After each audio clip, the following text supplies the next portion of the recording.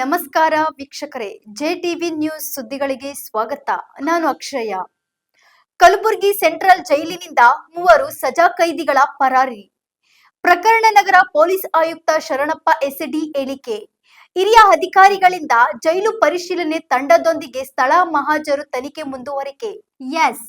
ಜೈಲಿನಿಂದ ಪರಾರಿಯಾಗಿದ್ದ ಸಜಾ ಕೈದಿಗೆ ಪೊಲೀಸರ ಗುಂಡೇಟು ಬಿದ್ದಿದೆ. ಕಲಬುರಗಿ ಕೇಂದ್ರ ಕಾರಾಗೃಹದಿಂದ ಪರಾರಿಯಾಗಿದ್ದ ಸಜಾ ಕೈದಿ ಸಂತೋಷನನ್ನು ಬಂಧಿಸುವ ಸಂದರ್ಭದಲ್ಲಿ ಈ ಘಟನೆ ನಡೆದಿದೆ. 3 ಕೈದಿಗಳು ಕೇಂದ್ರ ಕಾರಾಗೃಹದಿಂದ ತಪ್ಪಿಸಿಕೊಂಡಿದ್ದರು. ಜೈಲಿನಿಂದ ಪರಾರಿಯಾಗಿದ್ದ 3 ಕೈದಿಗಳ ಬಂಧನಕ್ಕಾಗಿ ಕಲಬುರಗಿ, ಬೀದರ್ ಹಾಗೂ ಯಾದಗಿರಿ ಜಿಲ್ಲೆಗಳ ಪೊಲೀಸರ ವಿಶೇಷ ತಂಡಗಳನ್ನು ರಚಿಸಲಾಗಿತ್ತು.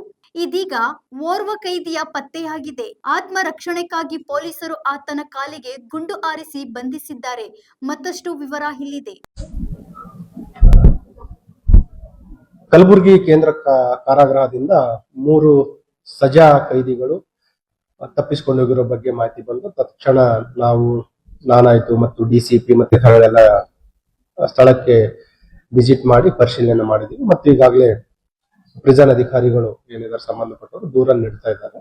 ಆ ದೂರಿನ ಮೇರೆಗೆ ಪ್ರಕರಣ ದಾಖಲು ಮಾಡಿಕೊಂಡು ಏನು ತಪ್ಪಿಸ್ಕೊಂಡು ಹೋಗಿದ್ದಾರೆ ಸಜಾ ಕೈದಿಗಳು ಅವರನ್ನ ಪತ್ತೆ ಮಾಡಲಿಕ್ಕೆ ನಾವು 3 ವಿಶೇಷ ತಂಡಗಳನ್ನ ಮಾಡಿದ್ವಿ. ಆದಷ್ಟು ಬೇಗ ಅವರನ್ನ ಬಂಧಿಸ್ತೀವಿ.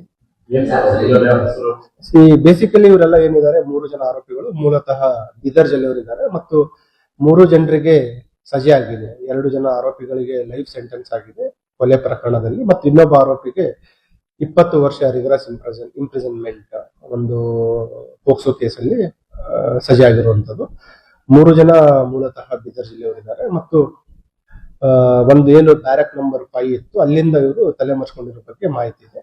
ಹೆಚ್ಚಿನ ಒಂದು ತನಿಖೆ ಈಗಾಗಲೇ ನಡೀತಾ ಇದೆ. ಸ್ಥಳಕ್ಕೆ ನಾವು ಸೋಕೋ ಟೀಮ್ ಅವರಿಗೆ ಕೂಡ ಕರೆಯಿಸಿ ಏನು ಸ್ಥಳ ಇದೆ ಅದನ್ನ ವೈಜ್ಞಾನಿಕವಾಗಿ ಪರಿಶೀಲನೆ ಕೂಡ ಮಾಡ್ತಾ ಇದ್ದೀವಿ. 3 ಏನು ಆರೋಪಿಗಳಿದ್ದಾರೆ 3 ಜನ ಕೂಡ ಬೇರೆ ಬೇರೆ ಪ್ರಕರಣಗಳಲ್ಲಿ ಭಾಗಿಯಾಗಿರುವಂತದ್ದು. ಅದರಲ್ಲಿ ಕೆಲವು ತಯಾರಿ ಮಾಡಿಕೊಂಡು ತಪ್ಪಿಸಿಕೊಂಡಿರೋ ರೀತಿ ಕಾಣ್ತಾ ಇದೆ. ಅಲ್ಲಿ ಹೊಸ ಪ್ರಿಸನ್ ಕನ್ಸ್ಟ್ರಕ್ಷನ್ ನಡೀತಾ ಇದೆ. ಅದಕ್ಕೆ ಬೇಕಾಗಿರುವ ಒಂದು ಏಣಿ ಅದನ್ನ ಬಳಸಿಕೊಂಡು ಏನು main high rise compound wall ಇದೆ ಅದರಿಂದ ಜಂಪ್ ಮಾಡಿ ತಪ್ಪಿಸ್ಕೊಂಡು ಹೋಗಿದ್ದಾರೆ. ಒಂದು ಏನು ಬ್ಯಾರಕ್ ಇದೆ ಸೆಲ್ ಏನಿದೆ ಅದರಲ್ಲಿ ವಾಶ್ರೂಮ್ ಅಲ್ಲಿರೋ ಒಂದು ಗ್ರಿಲ್ ಕಟ್ ಮಾಡಿ ಆ ಗ್ರಿಲ್ ಇಂದ ತಪ್ಪಿಸ್ಕೊಂಡು ಹೋಗಿದ್ದಾರೆ.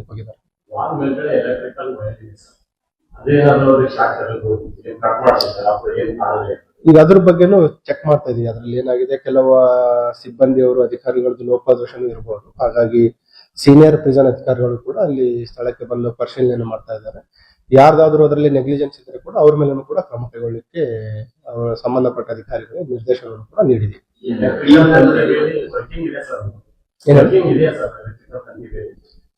ನಿನ್ನೆ ಇನ್ಸಿಡೆಂಟ್ ಆದ ಮೋಸ್ಟ್ಲಿ ವರ್ಕಿಂಗ್ ಇರಲಿಲ್ಲ ಅಂತ. ವಿಶೇಷ ತಂಡ 3 ವಿಶೇಷ ತಂಡಗಳನ್ನು ಮಾಡಿದ್ವಿ. ಈಗಾಗಲೇ ಒಂದು ಟೆಕ್ನಿಕಲ್ ಅನಾಲಿಸಿಸ್ ಮಾಡಲಿಕ್ಕೆ ಮತ್ತು ಸುತ್ತಮುತ್ತಲಿನ ಪರಿಶೀಲನೆ CCTV ಫುಟೇಜಸ್ ಗಳನ್ನ ಮಾಡಲಿಕ್ಕೆ ಮತ್ತು ಫೀಲ್ಡ್ ಇಂಟೆಲಿಜೆನ್ಸ್ ಕಲೆಕ್ಟ್ ಮಾಡ್ಲಿಕ್ಕೂ ಕೂಡ ನಾವು ಹೇಳಿದೀವಿ. ಮತ್ತು ಈಗಾಗಲೇ ಏನಿದು ರೇಂಜ್ DIG ಅವರಿದ್ದಾರೆ ಮತ್ತು SP ಬೀದರ್ ಅವರಿಗೂ ಕೂಡ ಮಾಹಿತಿಯನ್ನು ನೀಡಿದ್ದೀವಿ. ಎಲ್ಲಾ ಕಡೆ ನಾವು ಎಲ್ಲಾ ಆಯಾಮಗಳಲ್ಲಿ ಈಗ ನಮ್ಮ ತಂಡಗಳು ಕಾರ್ಯನಿರ್ವಹಿಸ್ತಾ ಇದ್ದಾರೆ ಮತ್ತು ಆದಷ್ಟು ಬೇಗ ಆರೋಪಿಗಳನ್ನ ಏನು ತಲೆಮರೆಸಿಕೊಂಡಿದ್ದಾರೆ ಅವರಿಗೆ ಬಂಧಿಸ್ತೀವಿ. ಸೊ ಕನ್ಫರ್ಮೇಶನ್ ಇಲ್ಲ, ಸುಮಾರು ಮಾಹಿತಿಗಳು ಬರ್ತಾ ಇದೆ. At the stage it is too early to comment ಅಂತ.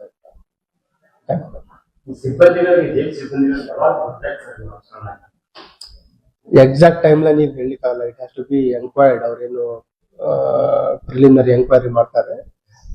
ಪ್ರಿಸನ್ ಅಥಾರಿಟಿಗಳು ಕೂಡ ಬರ್ತಾ ಇದ್ದಾರೆ, ಸೀನಿಯರ್ ಆಫೀಸರ್ ಬರ್ತಾ ಇದ್ದಾರೆ, ಅವರು ಕೂಡ ಪರಿಶೀಲನೆ ಮಾಡಿ